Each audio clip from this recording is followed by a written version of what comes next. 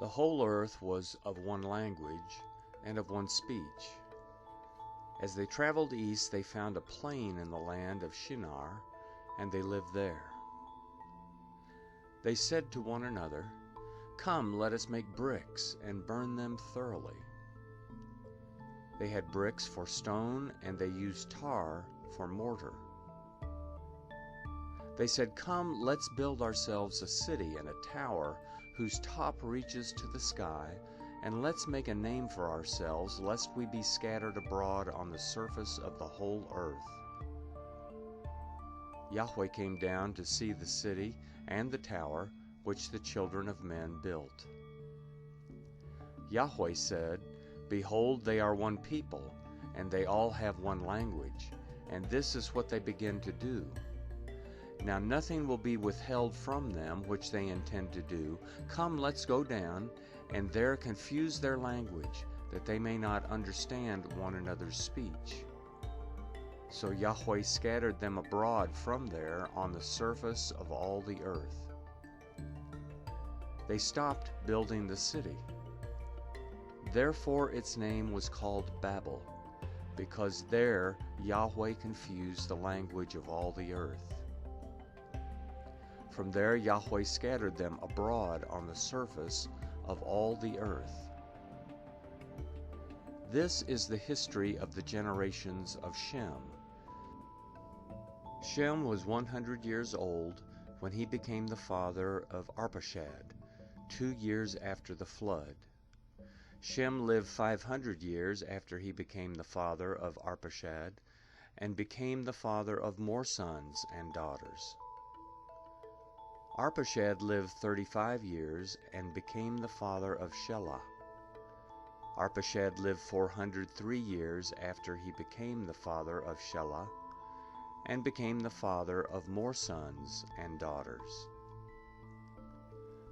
Shelah lived 30 years and became the father of Eber. Shelah lived 403 years after he became the father of Eber, and became the father of more sons and daughters. Eber lived 34 years and became the father of Peleg. Eber lived 430 years after he became the father of Peleg, and became the father of more sons and daughters. Peleg lived 30 years and became the father of Reu.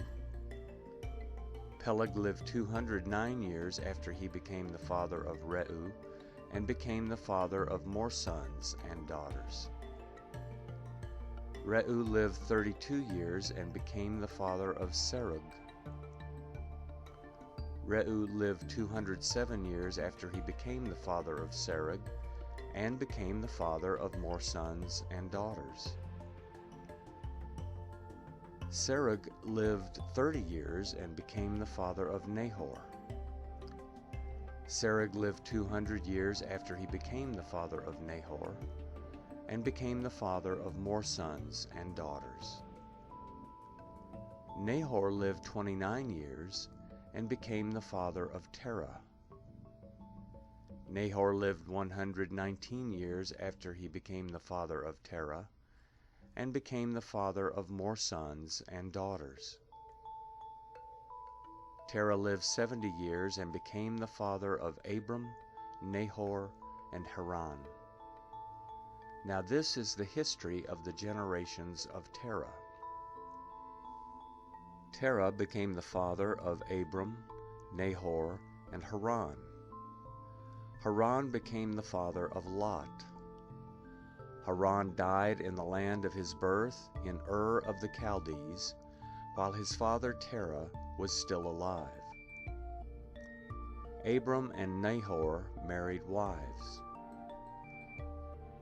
The name of Abram's wife was Sarai, and the name of Nahor's wife was Milcah, the daughter of Haran, who was also the father of Iscah. Sarai was barren. She had no child. Terah took Abram his son, Lot the son of Haran his son's son, and Sarai his daughter-in-law, his son Abram's wife. They went from Ur of the Chaldees to go into the land of Canaan. They came to Haran and lived there. The days of Terah were 205 years.